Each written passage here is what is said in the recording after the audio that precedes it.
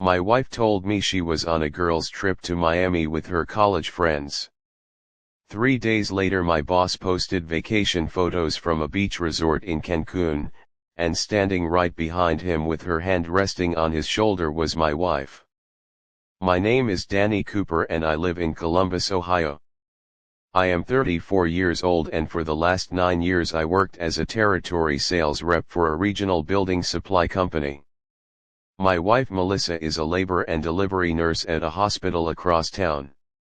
We met in our 20s at a mutual friend's barbecue and we got married 4 years later in a small ceremony that her mother cried through the entire time.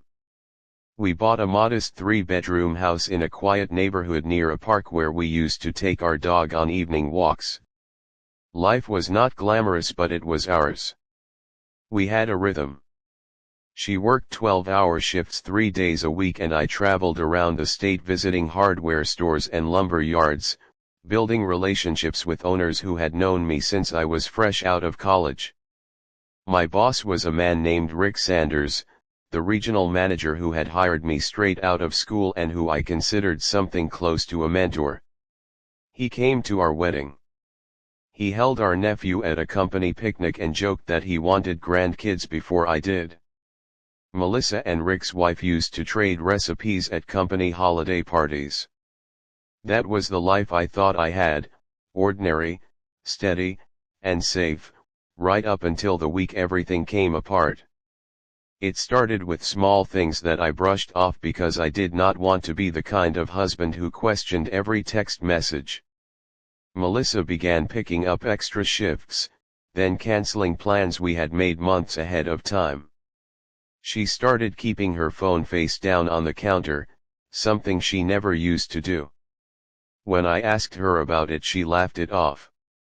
"You're being paranoid, Danny. It's just work stress." I believed her because I wanted to. Then in March she told me the hospital was sending a group of nurses to a conference in Miami and that she was rooming with her friend Angela for 4 nights. I drove her to the airport myself.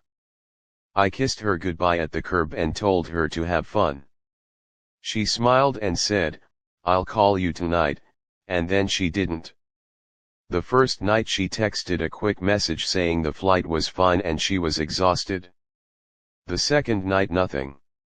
I told myself she was busy at the conference sessions.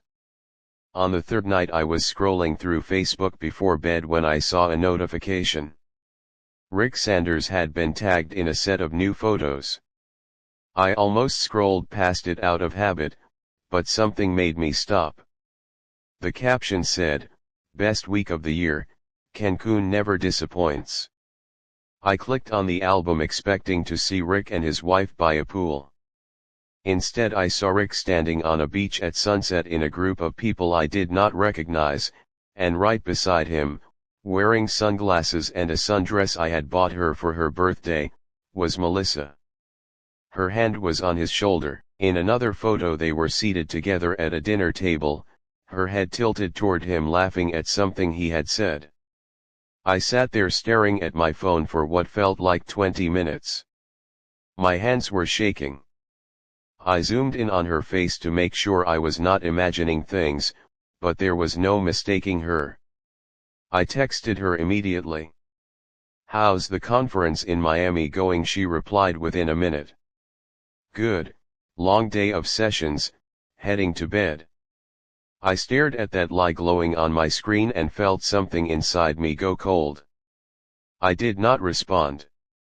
Instead I called Rick's cell phone, something I had never done outside of work hours. He did not answer. I called again. Nothing.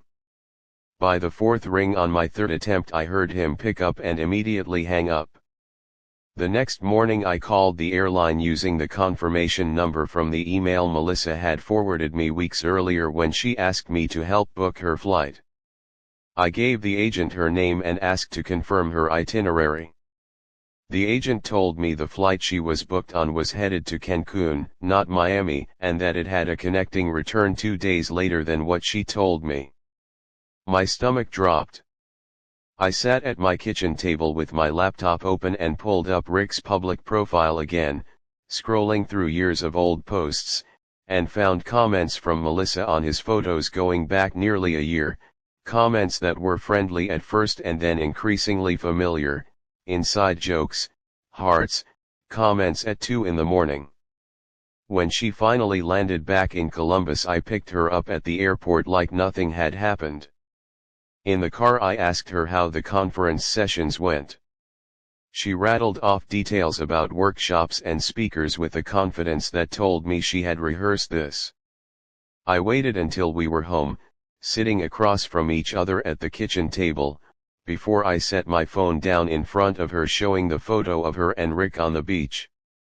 Her face went white. "It's not what you think," she said. I asked her to explain what it was then, because from where I was sitting it looked exactly like what I thought. She started crying and said it had been going on for 8 months, that it started after a work conference the previous summer, that she had never meant for it to become what it became. I asked her the one question I could not stop myself from asking. "Does his wife know?" Melissa shook her head and whispered, "No, and please don't tell her." That single sentence told me everything about who she had become. She was not asking for forgiveness. She was asking for protection, for me to help her keep her secret safe from the one other person in this story who deserved to know the truth as much as I did. I told her I needed space and I moved into our guest room that night. I barely slept. I kept replaying every business trip, every late shift, every cancelled dinner, wondering how much of our last year had been a lie. The next few weeks were the hardest of my life. I told my parents first, mostly because I needed someone to talk to. My mother's first reaction surprised me. She asked if I had been working too much, if maybe I had pushed Melissa away without realizing it. My own father suggested we try counseling before making any big decisions, as if 9 years of marriage and 8 months of an affair with my boss were something that could be smoothed over with a few sessions. My younger sister was more direct. She told me flat out that affairs happen and that plenty of marriages survive them, and that maybe I was being too rigid about the whole thing. Nobody in my family asked what I needed. Everybody had an opinion about what I should forgive. At work, things got worse in a different way. I could not walk past Rick's office without my chest tightening. He tried to act normal, greeting me in the hallway like nothing had changed, and that casualness made me angrier than if he had avoided me entirely.